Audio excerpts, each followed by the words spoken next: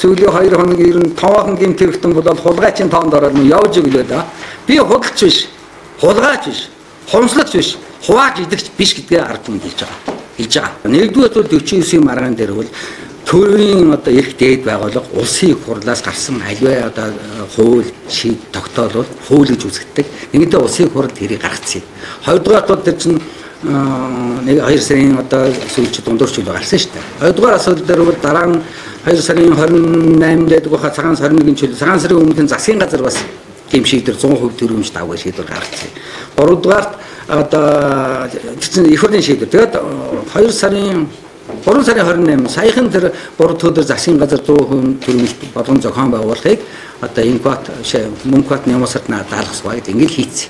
Тэгээ яг тэрэн дээр 100% төрөмж компани болгох асуудлыг шийдгэсэн одоо хууль эрх зүйн тийм тогтолцоо одоо энэ шийдвэр гарсан учраас хэрэгжүүлэгч байгууллага бидний хувьд бол энэ хэрэгжүүлэхээс болж гарч байгаагүй. Нэг. Хоёрдугаар 49% бол гомдол тавьж байгаа би хэвлэр сонссон. Зөндөө сонссон. Тэгээ би хэлсэн. Нэгтээ энэ одоо их хурлын шийдвэр, энэ засгийн газрын шийдвэрүүд зөв буруу гэвэл та бүхэн би бол тэр хэвлэр өчтөр хэлэхдээ хэлсэн шүү дээ. Хуулийн байгууллагад хандна те. Тэрнээс би бол одоо засгийн газрыг зөв буруу шийдвэр гаргасан, улсын их хурлыг зөв буруу шийдвэр гаргасан гэж дүгнэдэг, үнэлдэг одоо хүн бол яг хувь хүн би биш. Хуулийн байгууллага шийднэ. Тэр хүмүүс ингээд нээлттэй одоо асуудлаа хуулийн байгууллага тавих байхаа гэж би 50 гэжсэн тэр нь зөв баг. Тэгээд хагалцсан дээр нэг. Хоёрдугаар асуудал дээр бол хувьцаа эзэмшдэг хурал дээр бид нэр одоо яг хамгийн тулаад байгаа юм л дээ. Би энэ бусд нь бол таавхан тэндээс үзээрэй. Хувьцаа эзэмшдэг хурал дээр одоо оролцуулаагүй гэдэг нэг гомдол тавиад байгаа. Яг гомдол зөвлөдөө. Яг тэрэн дээр чинь бол 100% төрийг болгож хувьцаа эзэмшдэг хурлаа хийгсэн болохоос биш 49-тэйг зөвсөлцөө тэгээ уулзаад тэр өгүүлбэр дээр ширсэн засгийн газрын дээр ч байхгүй нөгөө улсын хурлын тогтоол дээр ч байхгүй байна.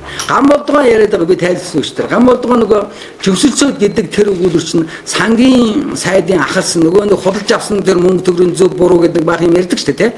Нэг одоо их усрын зөв буруу тэрэн дээр зөвсөлцөө гэж л үг өгдөг. Их хурлын тогтоолын чинь эхэн дээр ерөөсө 100% төрөм төлөвлөрийн газар болгон зохион байгуул.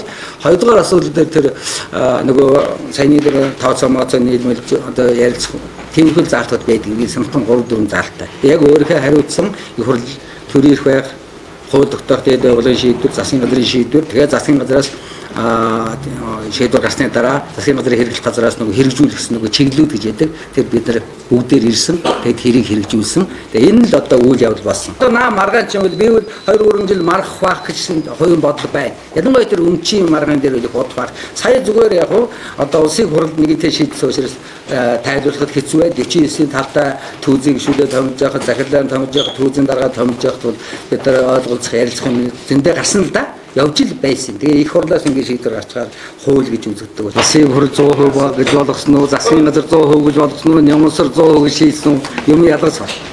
Ялгасаа. Баярлалаа. Өөр мэдээлэл авсан. Тэр үл яа байхгүй нэг цаанаас ирсэн төслөөс бид нар тэр бичгэн дээр 24 сая 500 гэвчихсэн байгаа. Нэг ханьшны тухай үл.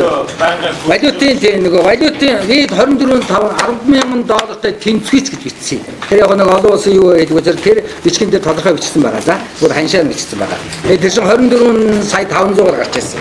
Тэр бичгэн дотор байгаа уншчаарай. Тэгээд нэмэгд мэдээллүүдийг өчтөр бүтэн цаг 49-ээр ярьсан. Тэрийг MN-ээр ярьсан. Тэгэхээр үзэгдэлтэй та биднэрт нээлттэй байж байгаа яг хариугаад өгөх. Хариуцлаа шүү дээ.